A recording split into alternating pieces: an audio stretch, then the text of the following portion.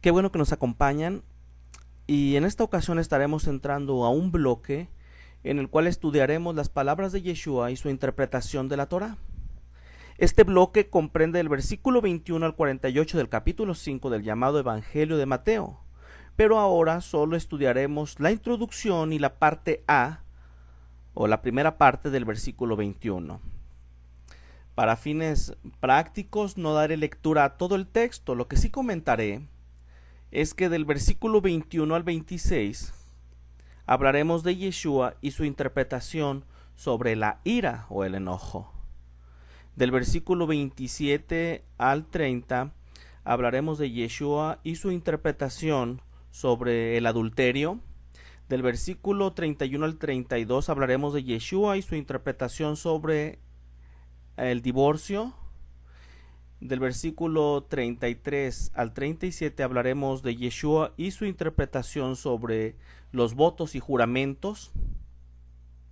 Y del versículo 38 al 48 hablaremos de Yeshua y su interpretación sobre el amor hacia los enemigos. ¿Ok? Veamos la introducción. ¿Cómo llegamos a este escenario en el que Yeshua expone su interpretación acerca de algunos versos de la Torá? Aun cuando las conclusiones de las interpretaciones y el método de exégesis de Yeshua parecieran atrevidas y revolucionarias para algunos oyentes, estas permanecieron dentro de los parámetros de la Torá y del contexto de pensamiento y discusión rabínica. Esto es, de ninguna forma contradecían la Torá y los métodos comunes aceptados de interpretación. Para prevenir o corregir dicha impresión, Yeshua abre su exposición con un preámbulo que encontramos del versículo del 17 al 20, declarando que no vino para anular o dar una incorrecta interpretación de la Torá. Por el contrario, vino a dar su correcta interpretación. Yeshua entonces alcanzará este objetivo exponiendo que un mandamiento ligero es tan importante como un mandamiento pesado. Y esto lo revisaremos del versículo 21 al 48, de lo cual ya habíamos mencionado algo en el versículo 19. Me refiero a los términos mandamiento ligero y mandamiento pesado. Esta exposición se hará nuevamente usando los métodos de exégesis comunes dentro del pensamiento y discusión rabínica y sobre todo dentro de los parámetros de la Torá. Hablemos acerca de los mandamientos ligeros y mandamientos pesados. En la versión griega de Mateo se habla de mandamientos muy pequeños, ahí en el versículo 5:19, de manera que cualquiera que quebrante uno de estos mandamientos muy pequeños. ¿Ok? A eso me estoy refiriendo. Aquí que decimos, en la versión griega de Mateo se habla de mandamientos muy pequeños, pero el término hebreo común es mandamientos ligeros y su antónimo mandamientos pesados. Mitzvot, kalot o mandamientos ligeros era un término técnico rabínico usado en el primer siglo para mandamientos bíblicos de menor importancia. Lo contrario de mitzvot kalot era mitzvot hamurot, mandamientos pesados o graves, y hacían referencia a mandamientos de mayor importancia. Obviamente un mandamiento no es realmente ligero o grave, sino solo en comparación con otros mandamientos. Otro uso de estos términos técnicos en el llamado Nuevo Testamento lo encontramos en las palabras de Yeshua en Mateo 23:23. Dice así: hay de vosotros escribas y fariseos hipócritas, porque diezmáis la menta y el eneldo y el comino, y dejáis lo más importante de la ley. Miren cómo dice la versión hebrea de Mateo Shem Tov. Hay de ellos, de los jajamim y de los perushim, que diezman la hierbabuena, el eneldo, la granada, pero roban cuando abandonan lo que es de mayor peso. Esto es, los requisitos de la Torá. Pero cómo utiliza aquí esta versión de Mateo Shem Tov, de Shem Tov, dice lo que es de mayor peso.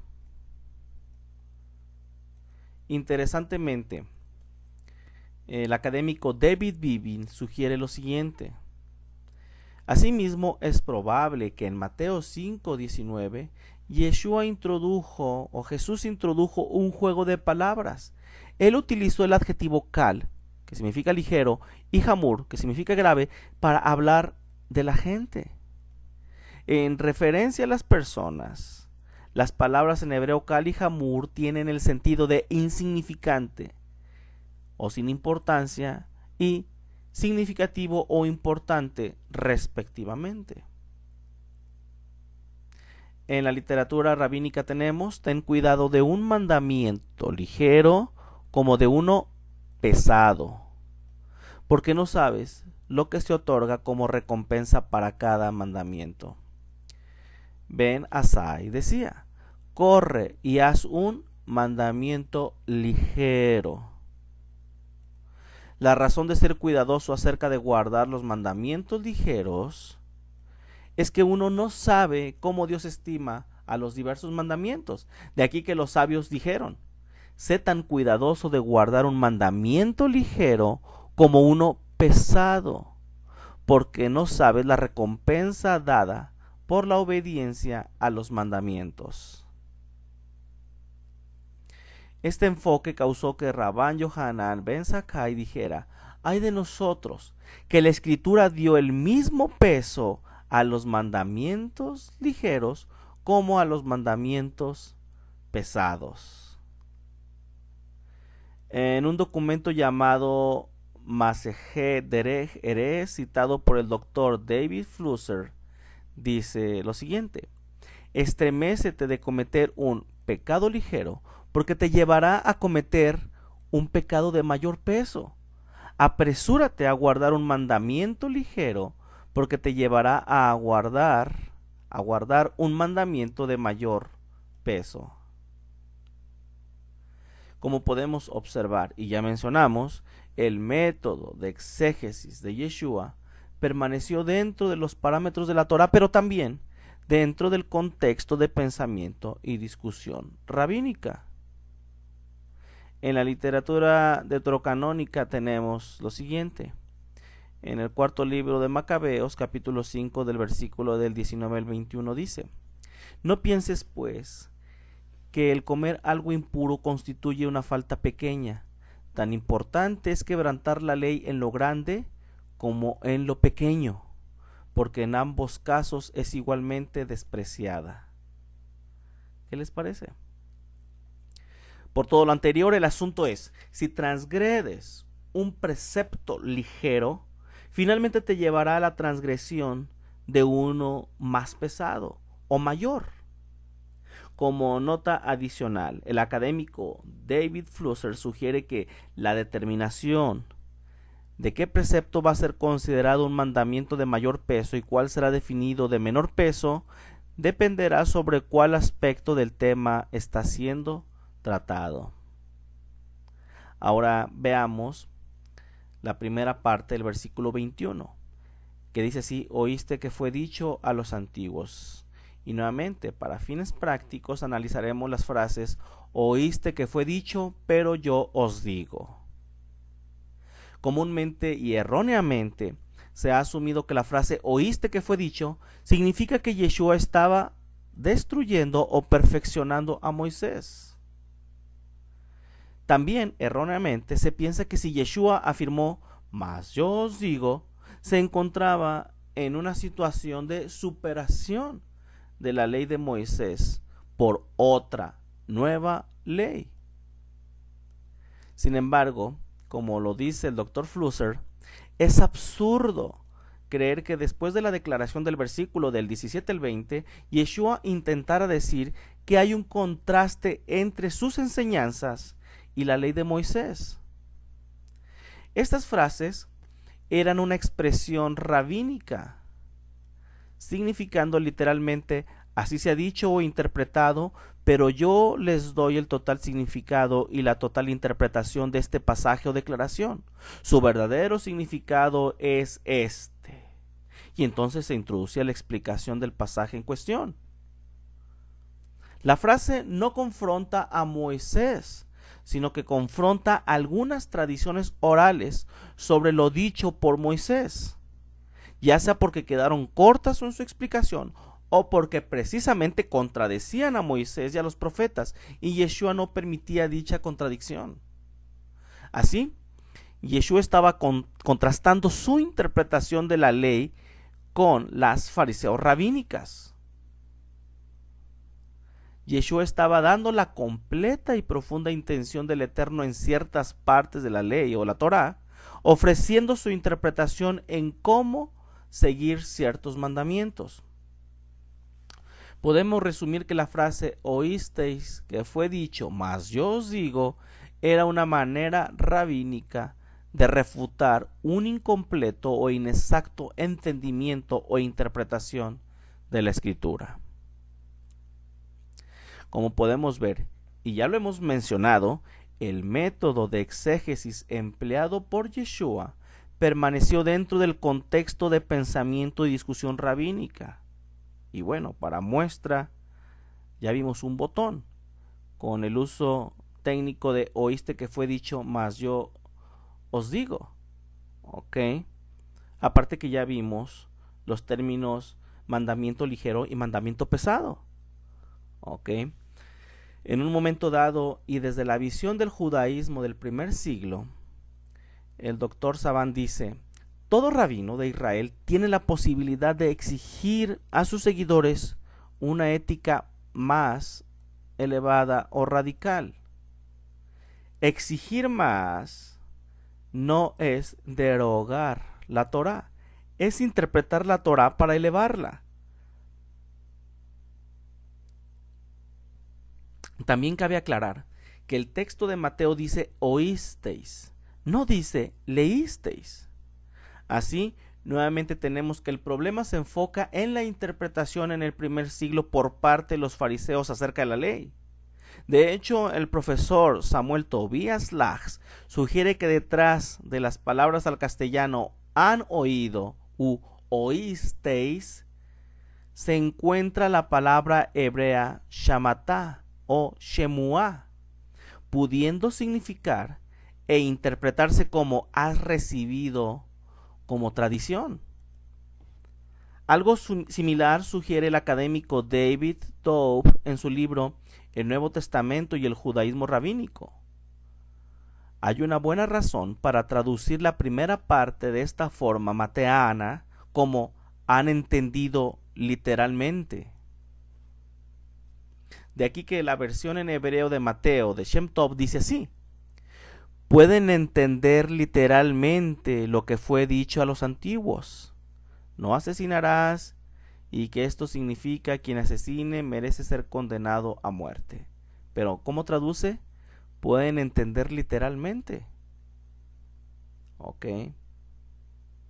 Muy bien, seguimos entonces aquí en la primera parte del versículo 21 y menciona las palabras a los antiguos. Algunas otras versiones dicen a los ancestros, o a sus antepasados, o a nuestros padres. De hecho, citando nuevamente al doctor Samuel Tobias Lachs, sugiere que existen algunas posibilidades respecto al origen semita de esta frase. Por ejemplo, Dorot Rishonim, que pudiera estarse refiriendo a los hombres de la gran sinagoga, a Hillel y Shammai, al Rabí Gamaliel el Grande o a los antiguos sabios. Recordemos las palabras de Josefo: los fariseos han entregado al pueblo cantidad de observaciones transmitidas por sus padres, pero que no están en la ley de Moisés. Ok, muy similar a algunas de las traducciones que manejan. Oíste que fue dicho a quiénes, a nuestros padres. Ok, una frase similar utilizando a nuestros padres o a los padres, y que está estrechamente relacionado con lo que venimos mencionando, le encontramos en Gálatas 1:14, donde dice: siendo mucho más celoso de las tradiciones de mis padres. De acuerdo con Hechos 22:3, Pablo se sentó a los pies de Gamaliel, y Gamaliel era descendiente de Shimón, y Shimón era descendiente de Gilel. Estos son los padres de los que Pablo está hablando. Esto es, padres talmúdicos.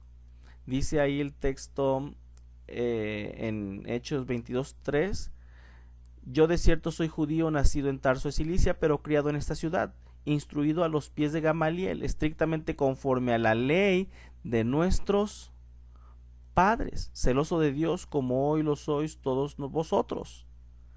Aunque el término Talmud fue un término que se usó mucho más adelante, la idea de padres talmúdicos es el concepto que Pablo está tratando de comunicar aquí en esta declaración. Aun cuando no está diciendo la palabra Talmud, pero es la idea, es la esencia. Okay. Las frases conducta en el judaísmo y la enseñanza de mis padres hablan sobre el judaísmo rabínico. Podemos resumir entonces que dentro del contexto de pensamiento y discusión rabínica, y sobre todo dentro de los parámetros de la Torá, Yeshua estaría dando su propia interpretación sobre algunos asuntos de la Torá por las siguientes razones. Como cualquier otro maestro de la Torá de la época, Yeshua estaba en posición de exigir su propia ética a sus discípulos. Número 2, Yeshua estaba exponiendo el espíritu detrás de cada instrucción o mandamiento. Número 3, Yeshua estaba enseñando que un mandamiento pequeño o un mandamiento ligero es igual de importante que un mandamiento grande o un mandamiento pesado. Número 4, Yeshua estaba refutando un incompleto o inexacto entendimiento e interpretación de la escritura. Y número 5, Yeshua estaba rechazando una acusación de que su método de exégesis e interpretación eran atrevidas, y para muestra expone 5 situaciones reales en las que da su propia interpretación. ¿Ok? Muy bien, hasta aquí esta introducción y el análisis de la primera parte del versículo 21. Gracias.